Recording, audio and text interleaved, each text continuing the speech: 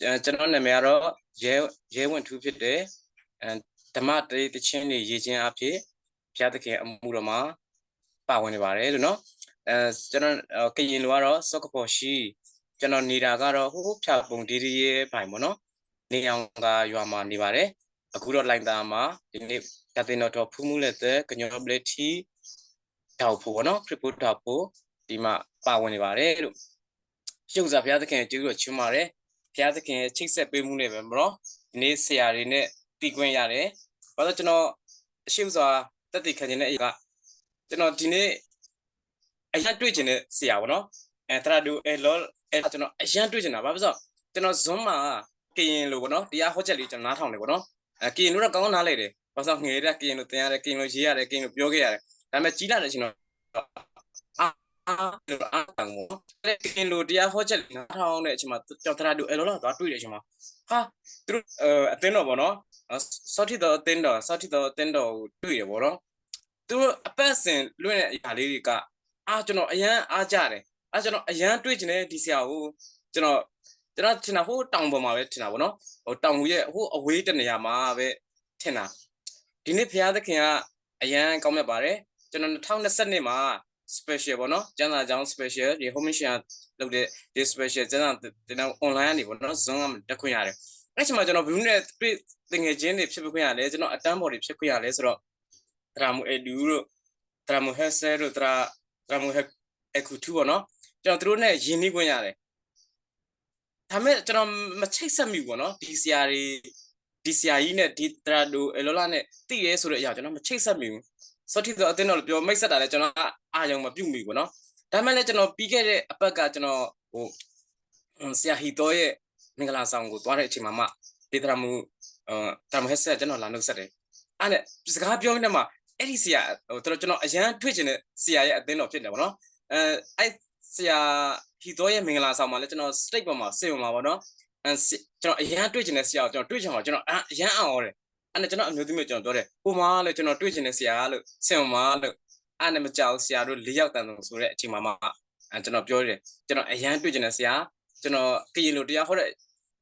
တဲ့တရားဟောတိုင်းမှာတော့ကျွန်တော်နားထောင်တယ်လို့ကျွန်တော်အရင်တွေ့ချင်တဲ့ဆရာကိုတွေ့ရပါတော့ဒီနေ့ရှေ့ဦးစွာ2023မှာဒီနေ့ဘုရားသခင်ကျွန်တော်တွေ့ချင်တဲ့လူနဲ့ပေါ့နော်ဒီလိုဒရမဟက်ဆယ်နဲ့ဒရမအခုခေါင်းနဲ့ဟိုဂျင်းနီခဲ့ရတယ်လို့ပဲသူတို့နဲ့မှတစ်စင်ပေါ့ဒီဆရာမတွေနဲ့မှတစ်စင်ကျွန်တော်အရင်တွေ့ချင်တဲ့ဒီနေ့ဘုရားအရင်အသုံးပြုတယ်ပေါ့နော်ဆရာတော်လည်းကျွန်တော်တွေ့ရတဲ့အတွက်ဘုရားသခင်ကျေးဇူးတော်ချီးမွမ်းပါတယ်ကျွန်တော်အကြောင်းလေးကိုနည်းငယ်တက်ခံနေတယ်ကျွန်တော်2020မှာဘုရားသခင်ရဲ့ခေါ်ခြင်းကိုကြားပါတယ်လို့နော်2020မှာဘုရားသခင်ကျွန်တော်ခေါ်တယ်။ဘာလို့ကျွန်တော်ကအရင်ကဒီနေ့စက်ပိုင်းဆိုင်ရာတွေပေါ့နော်ဒီနေ့ကျွန်တော်တို့အခုဘုရားကျောင်းမှာဖွင့်တဲ့ audio စက်ပိုင်းဆိုင်ရာတွေကျွန်တော် like ဆင်တာဖြစ်တယ်။ show ပွဲတွေပေါ့နော် stage show တွေပါကျွန်တော် like ဆင်တယ်။ဒီနေ့တစ်နေ့မှာကျွန်တော်မြို့တစ်မြို့ပါပေါ့နော်ကျွန်တော်နေပြည်တော်မှာကျွန်တော်စက်တွေသွားဆင်တဲ့အချိန်မှာကျွန်တော်အရန်နေမကောင်းဖြစ်တယ်။အရန်နေမကောင်းဖြစ်တဲ့အချိန်မှာကျွန်တော်ဟိုတယ်မှာပြန်နားတဲ့အချိန်မှာကျွန်တော်တယောက်တည်းဟိုတယ်မှာရှိတဲ့အချိန်မှာဘုရားသခင်ကကျွန်တော်ရဲ့ဒီစိတ်ထဲမှာပေါ့နော်ကျွန်တော်နှလုံးသားထဲမှာဘုရားစကားလာပြောတယ်မင်းဒီလိုပဲ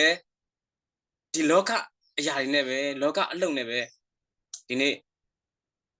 လောကကြီးကပြန်ထွက်သွားမလားဆိုတဲ့အရာကိုဒီနေ့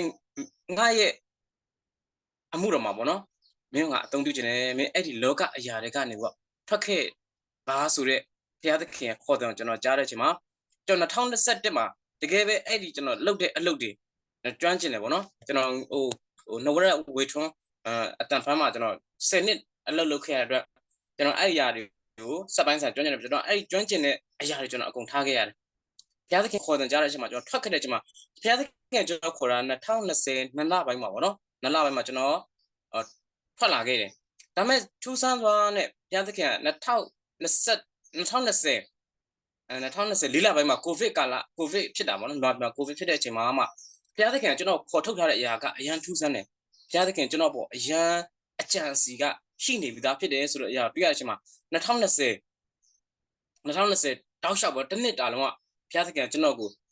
ကျမ်းစာပေါ့နော်ကျွန်တော်တို့ကျမ်းစာကိုဖတ်ခြင်းအဖြစ်ဒီနှုတ်ကပတ်တော်တစ်နှစ်တာလုံးကျွန်တော်နှုတ်ကပတ်တော်ဆင်ခြင်ခွင့်ရတယ်ကျွန်တော်ဘုရားသခင်ပဲခေါ်တဲ့ဟိုတန်ရှင်တော်ဝင်တော်ဘုရားကျွန်တော်ကိုလမ်းပြပါကျွန်တော်အဲ့ဒီ 2020ကပြင်ဆင်ရကာလဖြစ်တယ်နော်20ဆိုတာ40ဆိုတာဆရာကြီးလည်းတရားဟောတယ်40ဆိုတဲ့ကဏ္ဍကတကယ်ပြင်ဆင်ရကာလဖြစ်တယ်ဒီနေ့အဲ့ဒီနှုတ်ဘတ်တော်အပြင်ပြင်ဆင်ပြီးတော့ဒီနေ့ထူးဆန်းစွာနဲ့ပဲကျွန်တော်2022မှာကျွန်တော်ဝပြူသွားပါတယ်ကျွန်တော်ဆရာမျက်နှာနဲ့ဝပြူသွားတဲ့အချိန်မှာကျွန်တော်ဝပြကနေပြီးတော့အဲ့အသင်းတော်ကိုကျွန်တော်ဆင်းလိုက်တာနဲ့အဲ့ဒီအသင်းတော်လာမေးတယ်ဆရာတို့ကဘယ်ကျောင်းဆင်းနေလဲဆိုတဲ့အချိန်မှာကျွန်တော်ဘယ်မှကျောင်းမဆင်းပါဘူးဒီဆရာမျက်နှာကတော့ MIT ပေါ့နော်မြန်မာကျောင်းသားကျောင်းအင်္ဂလိပ်ကျောင်းသားကျောင်းဆင်းနေတယ်နော်ဆင်းလာတဲ့အချိန်မှာသူကတော့ဘယ်ကျောင်းဆင်းနေဆိုတာပြောတော့ကျွန်တော်တော့မပြောနိုင်ဘူးအပြောနိုင်တဲ့အချိန်မှာအရင်စိတ်ထဲမှာတမျိုးဖြစ်တယ်ပေါ့နော်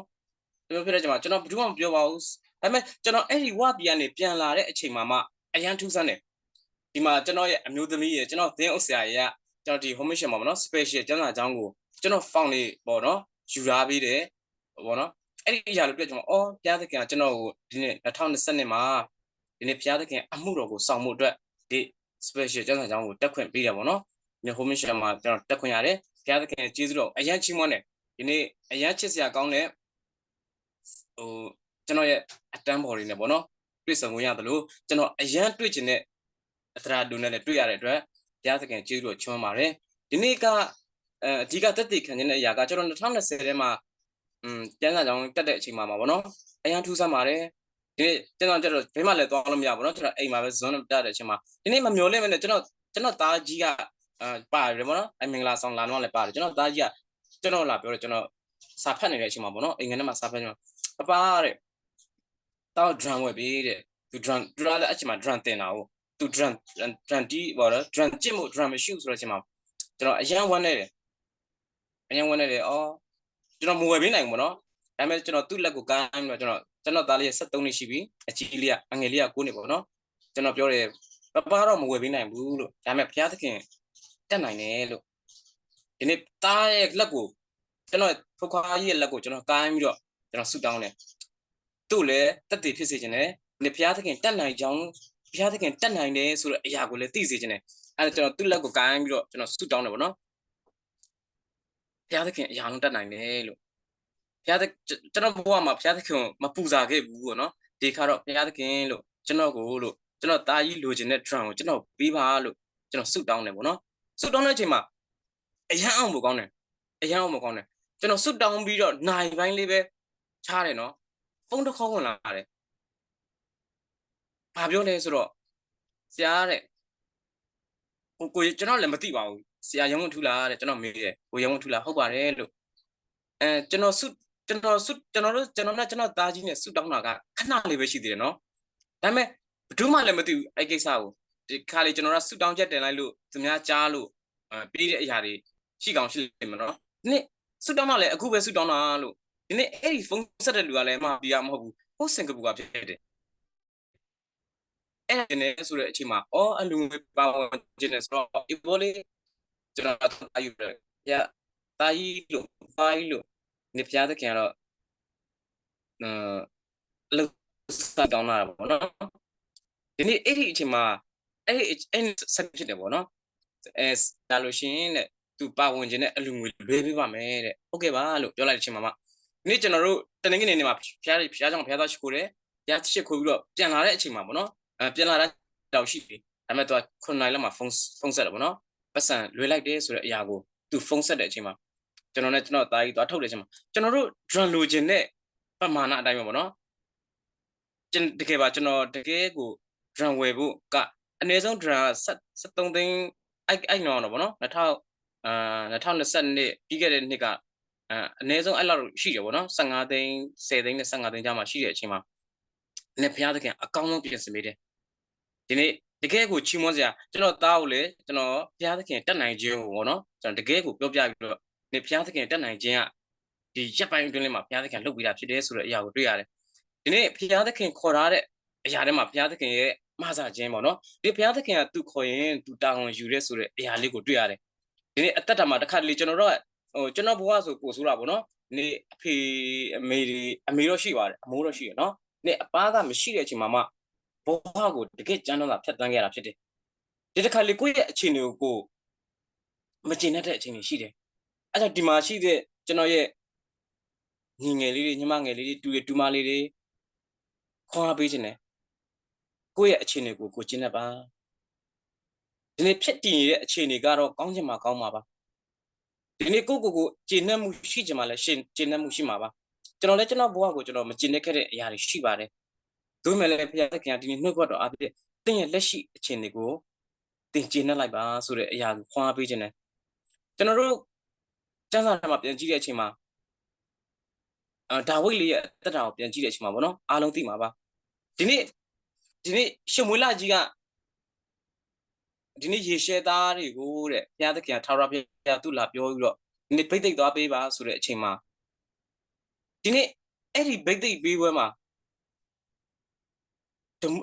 ဒါဝိဒ်မရှိဘူးဒီနေ့အဲ့ဒီဗိတ်သိက်ပေးပွဲမှာဒါဝိဒ်ရဲ့အဖေရေရှဲကလည်းအကူကြီးတွေပဲဗိတ်သိက်ခံမယ်ထင်တာဒီဘာဖြစ်လို့ဆိုတော့ဒီနေ့အဲ့ဒီဗိတ်သိက်ပေးပွဲမှာဒါဝိဒ်မရှိဘူးဒါဝိဒ်ကတောထဲမှာတိုးကြောင်းနေရတာဖြစ်တယ်ဒီနေ့ဒါဝိဒ်ကမိဘရဲ့ကျွန်တော်တို့လူအနေနဲ့နားလည်ပြောနေမိဘရဲ့စည်ရင်းထဲမှာတော့မရှိဘူးနင်ဗိတ်သိက်ပွဲမှာဟိုပြန်စဉ်းစားကြည့်မနော်စည်ရင်းမှာမရှိဆိုတာ तू ကတော့တိုးကြောင်းမှုတောင်းဝင်မဖြစ်တယ်ဆိုတဲ့အရာကိုတွေ့ရတယ်ဒါခါလေကျွန်တော်တို့ကလူရဲ့စည်ရင်းထဲမှာရှိချင်မှရှိမယ်ဒါခါလေကျွန်တော်တို့ကသူများကျွန်တော်တို့ပြစ်ပယ်ထားတဲ့အခြေအနေတွေဖြစ်တတ်ပါတယ်ဒီနေ့ကျွန်တော်မိဘမရှိတဲ့အချိန်မှာမိဘတွေမစုံနေတဲ့အချိန်မှာလည်းအဲ့လိုပဲဖြစ်ခဲ့ရတယ်အခါတချို့အရာတွေကအော်ငါ့ကိုစွန့်ပစ်ထားပါလားအခါအဲ့လိုဖြစ်တဲ့အချိန်မှာဒါဝိဒ်ကိုပြန်ဆင်ကျင်တဲ့အချိန်မှာပေါ့နော်ဒီနေ့အဲ့ဒီဗိသိက်ပွဲကလူအနေနဲ့တော့ယေရှဲရဲ့သားဒါဝိဒ်ရဲ့အကူတွေနော်လူအနေနဲ့ကြည်နော်အော်ဒီသူကတော့ဘုရားသခင်ဗိသိက်ပေးမဲ့သူပဲလို့ဒီနေ့ရှမွေလကြီးကထင်မိမဲ့လဲဒီနောက်ဆုံးဘုရားလူအမြင်မှာတော့မဖြစ်နိုင်ဘူးဆိုတဲ့လူအမြင်မှာတော့ပြစ်ပယ်ထားတဲ့လူအမြင်မှာတော့ဒီနေ့သူပဲကြောင်းမယ်ဆိုတဲ့ဟိုတော်ထဲမှာရှိတဲ့ဒါဝိဒ်ကဒီဘုရားသခင်စိတ်တော်နဲ့တွေ့နေတယ်ဆိုတဲ့အရာတွေ့ရတယ်ဒီတစ်ခါလေကျွန်တော်တို့လူတွေကကျွန်တော်တို့ကိုပြစ်ပယ်ထားပေမဲ့လဲဒီနေ့လူတွေရဲ့စင်းထဲမှာကျွန်တော်တို့ကမရှိနေပေမဲ့လဲဒီဒါဝိဒ်ကဘုရားသခင်စင်းထဲမှာရှိရဲဆိုတဲ့အရာကိုတွေ့ရတယ်အဲဒါတစ်ခါလေကကျွန်တော်တို့အားငယ်စရာမလိုပါဘူးကျွန်တော်တို့တစ်ခါလူအနေနဲ့ကျွန်တော်တို့ကိုလူတွေကဦးစားမပေးတဲ့အချိန်တွေလည်းရှိကောင်းရှိနိုင်ပါမယ်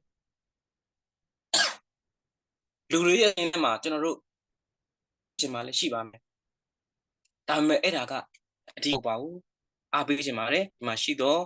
ညီငယ်ညီမငယ်လေးတွေတူမလေးတွေကိုဒီနေ့ဘုရားသခင်စင်းထဲမှာကျွန်တော်ရှိဖို့လိုတယ်ဒီနေ့ဘုရားသခင်စင်းထဲမှာဒါဝိဒ်လေးကရှိတဲ့အချိန်မှာတော့ဒီနေ့အဲ့ဒီဗိသိက်ဘွဲကဒါဝိဒ်လူကိုပြန်စောင့်နေရတာဖြစ်တယ်ဒါဝိဒ်ကိုလူလွတ်ပြီးတော့သွားခေါ်နေရတာဖြစ်တယ်လူအနေနဲ့ကြည့်ရင်ဒါဝိဒ်လည်းဝမ်းနေမှာပေါ့နော်သူ့အကိုတွေဗိသိက်ပွဲတဲ့ဘွဲမှာသူတော့မနေရအောင်သူ့ကိုဗိသိက်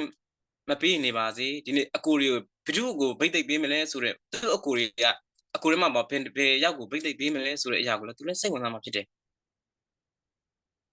သူလည်းရှိချင်မှာပေါ့နော်သူမဲ့လည်းလူစင်းထဲမှာလူရဲ့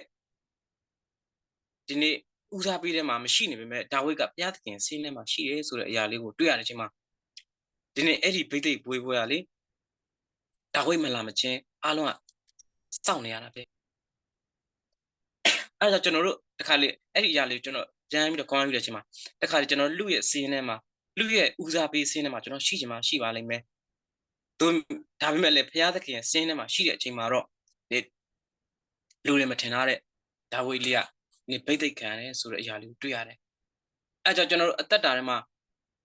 အားလျော့စရာမရှိပါဘူးကျွန်တော်တို့လက်ရှိအခြေအနေကကောင်းချင်မှကောင်းပါလိမ့်မယ်လက်ရှိဖြစ်ပျက်နေတဲ့အခြေအနေတွေဒီအချိန်ကာလတွေခေတ်ကာလတွေကကျွန်တော်တို့ရဲ့ဖြစ်တည်နေတဲ့အခြေအနေတွေကကောင်းချင်မှကောင်းပါလိမ့်မယ်ဒါပေမဲ့လည်းဘုရားသခင်ကကျွန်တော်တို့ကိုချီးမွမ်းခိုင်းအရာရာ၌ကျေးဇူးတော်ကိုချီးမွမ်းပါဆိုတဲ့အရာကိုဒီနေ့ထာဝရဘုရားသည်ကောင်းမြတ်တော်မူရဲ့ဂရုဏာတော်အစဉ်မြဲတည်တယ်လို့နှုတ်ကပတ်တော်ကဒီနေ့တမန်ကျမ်းစာကဂတိပေးထားသလိုပါဘုရားသခင်ဂတိပေးထားသလိုပါပဲကျွန်တော်အရာရာ၌ကျေးဇူးတော်ချီးမွမ်းကြလို့ဆိုတော့ပြောတဲ့အတိုင်းပါပဲဘုရားသခင်ကကျွန်တော်တို့ကိုအချိန်နေတိုင်းမှာချီးမွမ်းခိုင်းတာဖြစ်တယ်ကျွန်တော်တို့အရန်ကောင်းစားနေမှကျွန်တော်တို့ကြွယ်ဝပြည့်စုံနေမှဘုရားသခင်ကျွန်တော်တို့ချီးမွမ်းရမှာမဟုတ်ပါဘူး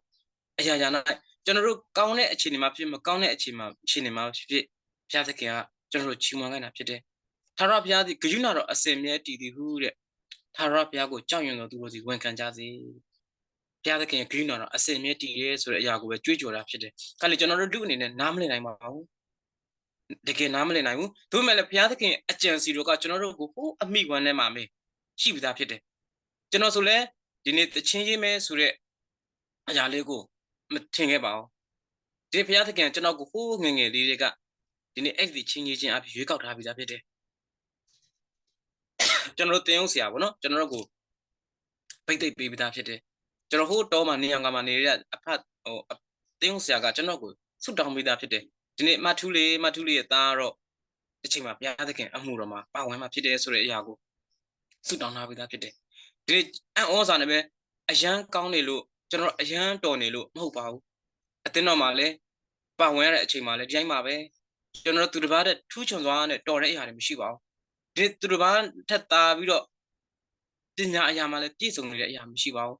ဒီနေ့ဂီတမှာလည်းကျွမ်းကျင်နိုင်နေအောင်တီးခတ်နိုင်တာလည်းမရှိပါဘူးဒါမှလည်းဒီနေ့ဘုရားသခင်ရဲ့စင်းထဲမှာရှိနေတဲ့အချိန်မှာတော့ဒီတချင်းရေးချင်းအပြင်ဘုရားသခင်ကဒီအမှုတော်မှာပါဝင်ခွင့်ရတယ်ဘုရားသခင်အရန်ကျေးဇူးတင်တယ်နောက်ပြီးတော့ကျွန်တော်အသက်တာမှာအရန်အရေးကြီးတဲ့အရာကဒီနေ့ Valentine Day ပေါ့နော် Valentine's Day မှာချစ်သူပေါ့နော်ချစ်သူများနေ့မှာအားလုံးကတော့အရွယ်ရောက်ရင်တော့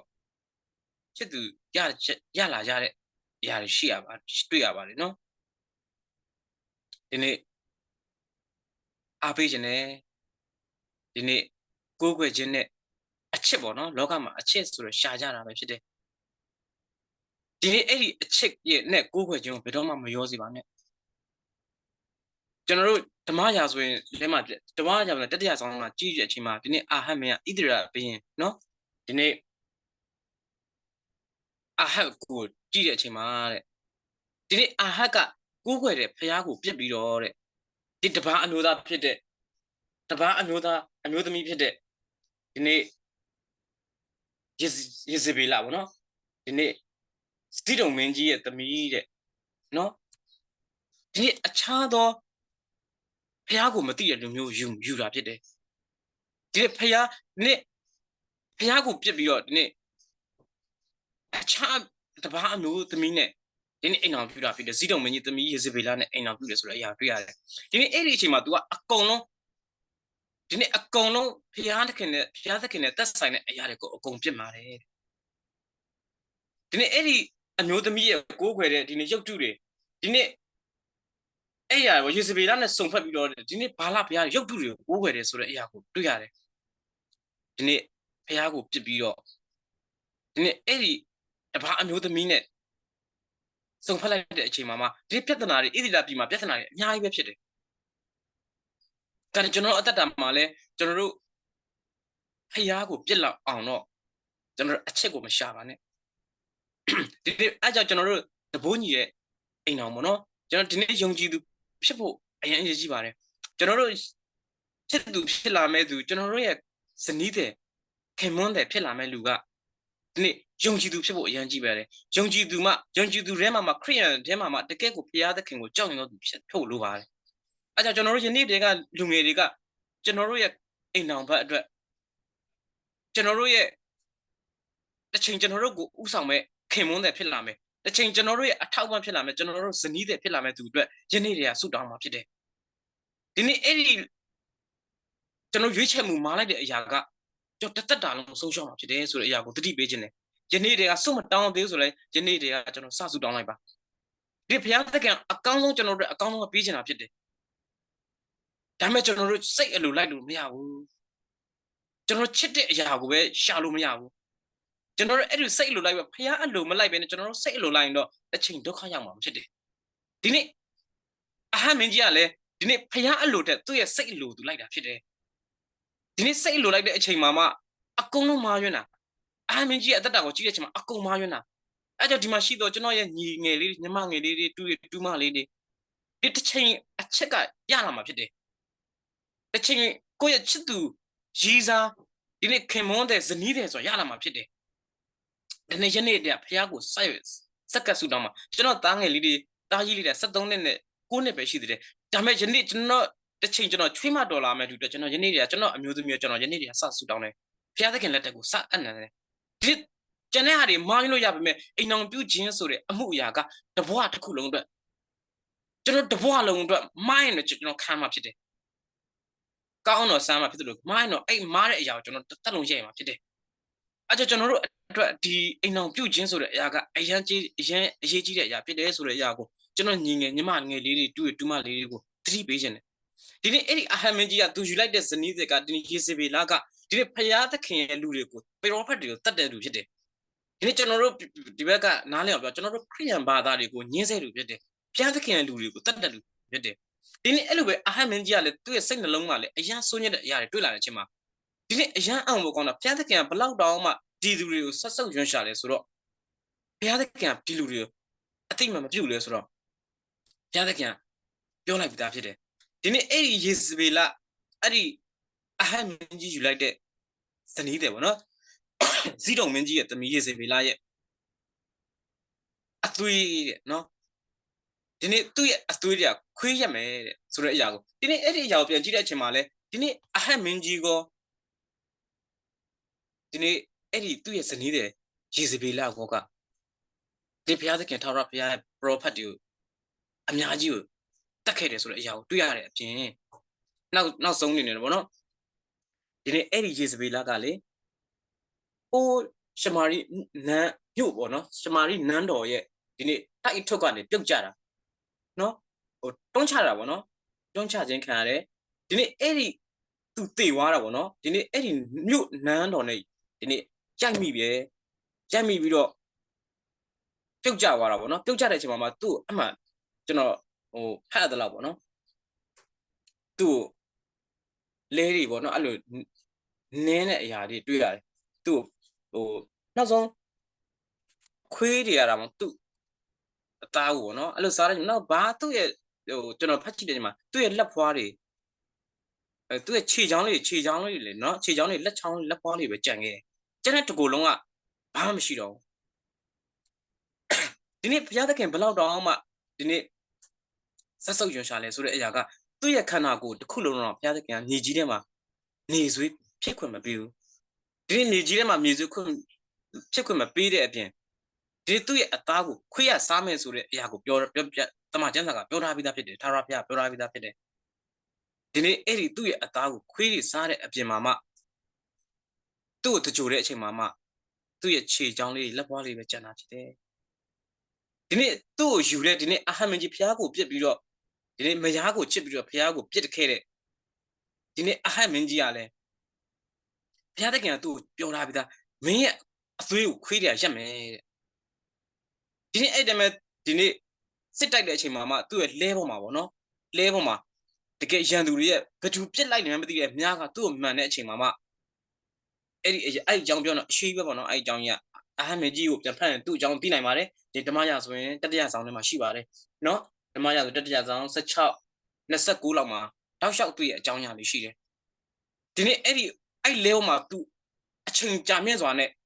ဒီနေ့ရန်သူကြီးဝိုင်းရတဲ့အထက်ကနေသူထွက်ပြီးတော့သူမခံနိုင်တော့ဘူးအယမ်းနာတယ်ဆိုတော့အဲ့လဲတစ်ခုလုံးမှာသူ့ရဲ့သွေးတွေကပြည့်နေတယ်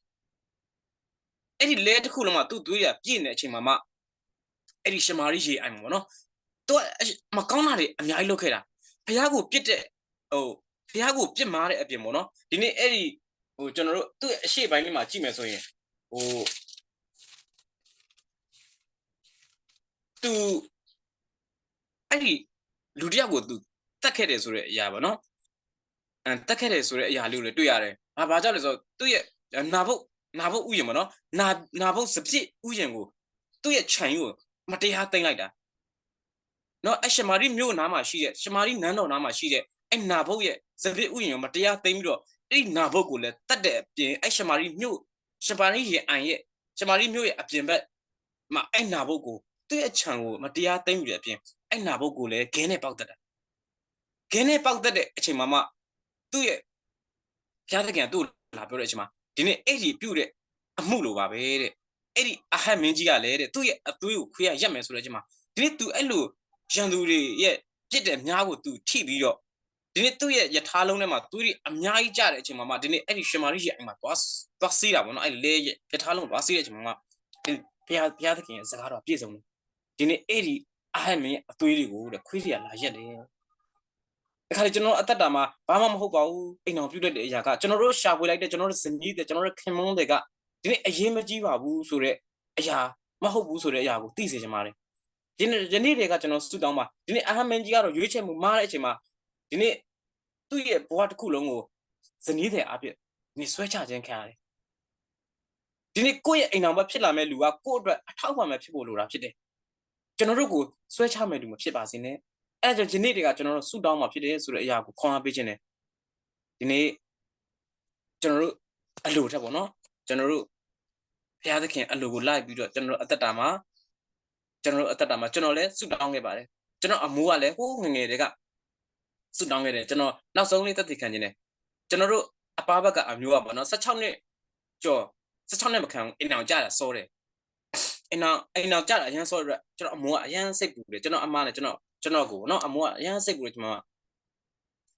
်အမိုးကအမြဲဆူတောင်းတယ်ဒီနေ့16နှစ်ကျော်မှအိမ်အောင်ကြပါစေဒီနော်အသက်20ကျော်မှအိမ်အောင်ကြပါစေအမိုးကအမြဲဆူတောင်းတယ်ဒီနေ့အမိုးရဲ့ဆူတောင်းတယ်ဘယ်လောက်ပြည့်စုံလဲဆိုတော့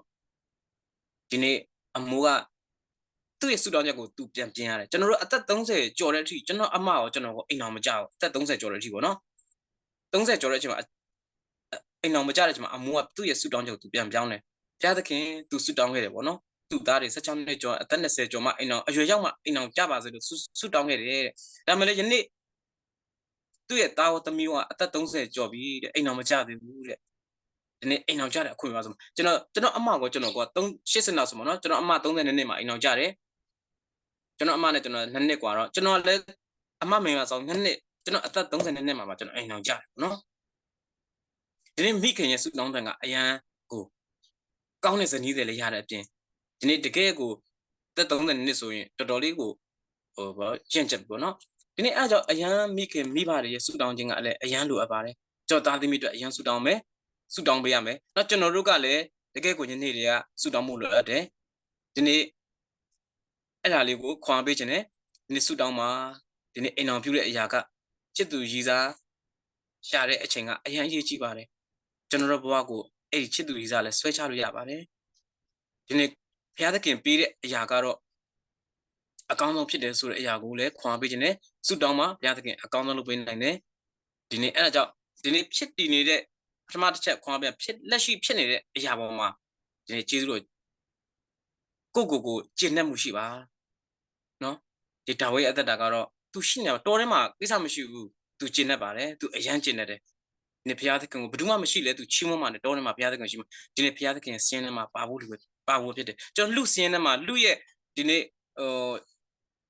့ကျွန်တော်တို့ကိုအခါလေကျွန်တော်တို့ပြစ်ပယ်ထားတဲ့အရာတွေရှိကောင်းရှိနေလိမ့်မယ်သူမဲ့ဘုရားဆင်းထဲမှာကျွန်တော်ရှိနေတဲ့အချိန်မှာတော့ဒီနေ့အရာတော့လှပတာဖြစ်တယ်ကျွန်တော်အသက်တာမှာလည်းဒီလိုပါပဲဒီနေ့တချင်းရေးခြင်းအဖြစ်ကိုယ့်ရဲ့အုံနောက်အသိဉာဏ်နဲ့မရေးနိုင်ပါဘူးဒီဘုရားသခင်ကပဲပေးခြင်းသက်ဖြစ်တယ်ဒီဘုရားသခင်ကစီးစင်းတဲ့အရာဆိုတော့အရန်သူများအတွက်အသက်ဖြစ်တယ်ပေါ့နော်ဒီမှာရှိတော့ကျွန်တော်ဘာကညောကျွန်တော်ကရင်လူမျိုးတွေကအရန်ဒီ talent ရှိပြီးသားဖြစ်တယ်ကျွန်တော်ဒီ music ဘက်မှာရှိပြီးသားဖြစ်တယ်သူမဲ့လည်းဘုရားပါဖို့အရေးကြီးတယ်ကျွန်တော်တော်ချင်းတက်ချင်းအားလုံးထားခဲ့ပါကျွန်တော်တို့တီးနိုင်တဲ့အရာတစ်ခုစီတိုင်းအဲ့ကြောင့်အသင်းတော်မှာအမျက်ခွန်အားပေးတယ်ကျွန်တော်ဒိုရီမီဖာချက်ဒိုတလုံးတီးလိုက်တဲ့အရာတိုင်းလို့ဘုရားသခင်တော်ဖြစ်စေပါလို့ကျွန်တော်ရဲ့ကြော်ကြားခြင်းအတွက်မဖြစ်ပါနဲ့ကျွန်တော်ရဲ့စိတ်ခံစားမှုအတွက်မဖြစ်ပါစေနဲ့ကျွန်တော်တို့တချင်းဆိုလိုက်တဲ့စာသားတစ်ခုစီတိုင်းကဒီဘုရားအတွက်ဖြစ်ပါစေကျွန်တော်တီးလိုက်တဲ့ဂီတာကော့တစ်ခုစီတိုင်း C ကော့ဆိုလဲအဲ့ဒီတီးလိုက်တဲ့ C ကော့ကတကယ်ကိုဘုရားဘုန်းတော်ထင်ရှားတဲ့အရာဖြစ်ပါစေဒီဘုရားသခင်အရှိမကျွန်တော်တို့လှုပ်ယူလို့ဘာထူးမှမရပါဘူးကျွန်တော်ဟန်ဆောင်လို့ဘာထူးမှမရပါဘူးကျွန်တော်ဟန်ဆောင်တာလူရှိမှဟန်ဆောင်လို့ရမယ်ဘုရားရှိမှတော့ဟန်ဆောင်လို့မရပါဘူးကျွန်တော်လှုပ်တဲ့အရာတစ်ခုစီတိုင်းတီးခတ်တဲ့အရာတစ်ခုစီတိုင်းချီးမွမ်းတည်ဆိုတဲ့အရာတစ်ခုစီတိုင်းတချင်းရေးလိုက်တဲ့အရာတစ်ခုစီတိုင်းကကျွန်တော်တို့ဘုန်းတော်ကျွန်တော်တို့အတွက်မဟုတ်ပါဘူးကျွန်တော်နာမည်ကြီးဖို့မဟုတ်ပါဘူးဒီဘုရားသခင်ဘုန်းတော်သားယူထင်ရှားတဲ့အရာဖြစ်စေဖို့လဲထက်လက်ဆက်လက်ပြီးခွန်အားပေးတယ်ကျွန်တော်လှုပ်ဆောင်တဲ့အရာတစ်ခုစီတိုင်းမှာဒီဘုရားသခင်ဘုန်းတော်ထင်ရှားသူရောက်စတိုင်းဖြစ်ဖို့ဒီခွန်အားပေးပါတယ်အရောက်စတိုင်းကိုဘုရားသခင်ကောင်းပေးပါစေ